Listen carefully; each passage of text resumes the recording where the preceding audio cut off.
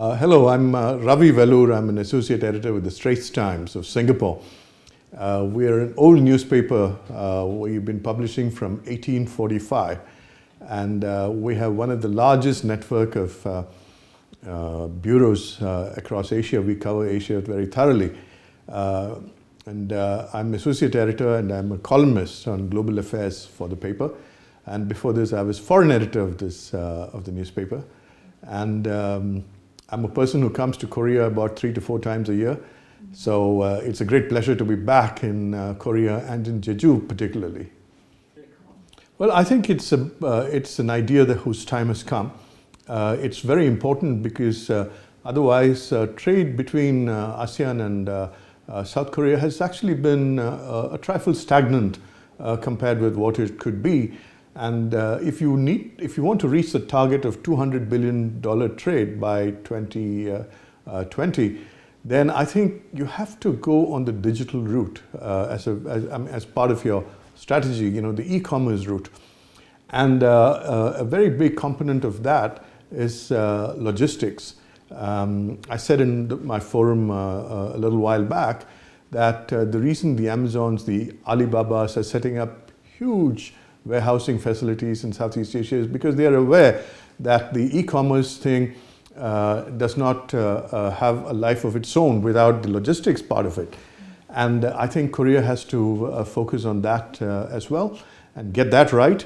The other thing you should consider is it's not just the digital space, but also the fourth industrial revolution and the automation and the roboticization that comes with it. And I think you have a great opportunity to produce closer to your markets in very high-end manufacturing. A place like Singapore, for instance, where your intellectual property is protected and yet is very close to the big markets of Indonesia and India. And I think you have to move on several tracks at the same time, and it's perfectly within your ability to do it. Well, it's a great comfort to hear about President Moon's new Southern policy. And I can speak for everybody in ASEAN that we hope that he puts flesh on the bones. Some years ago, 8-9 years ago, we heard President Lee Myung-bak come to Singapore and speak about a new Asia initiative. Unfortunately, South Korea got sucked back into the peninsula issues and problems with Japan and China and all that. So, you know, you took your eyes off Southeast Asia. But this time, I hope it is for real, the policy is for real, and that you come through with, you know, concrete steps. And I would suggest that one way to start with the people-to-people thing is to have an open skies policy with ASEAN. ASEAN is now negotiating open skies, very close to an agreement with the European Union. And I do not think that your airlines should fear that ASEAN Airlines will take away your business. You should see it as an opportunity to be a hub for Southeast Asia, for the Pacific markets. Why is it that flights from Singapore touch down in Narita and Hong Kong before going on to the United States? They could be doing it in Seoul. Likewise, why is it that I, in Singapore, have to fly through Incheon to come to and then transit to Gimpo, and then come to Jeju? There should be direct flights. I think it's very important that you open up your skies. That's one. And secondly, as I said, you know, the digital space, you know, build the warehousing things.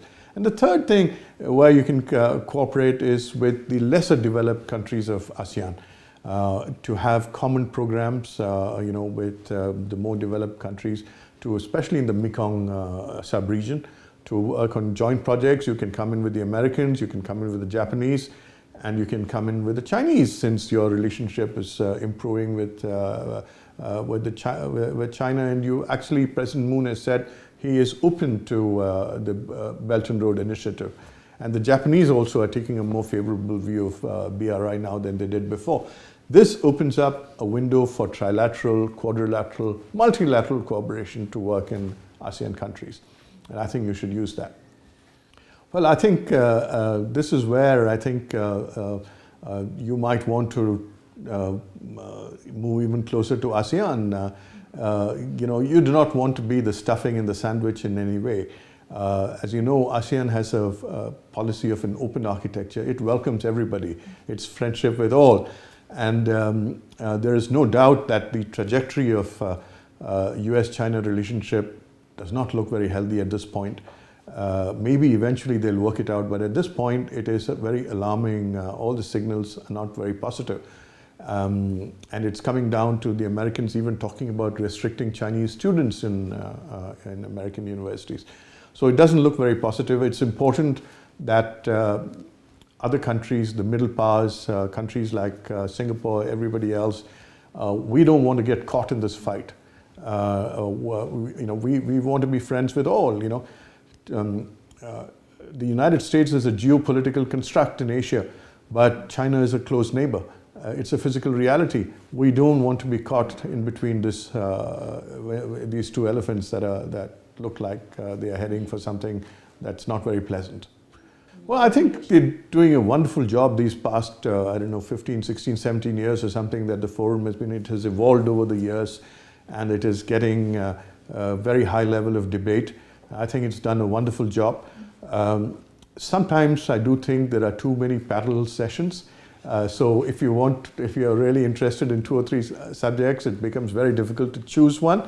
And maybe what you can do then is to put everything on YouTube, so that those of us who miss some sessions can go back and watch it separately. That is one suggestion I'd like to make. But otherwise, it's a great effort, and I think you have a wonderful leader in Ambassador Sir. I think he's put new energy into it, and I'm really grateful to be invited back to the Jeju Forum.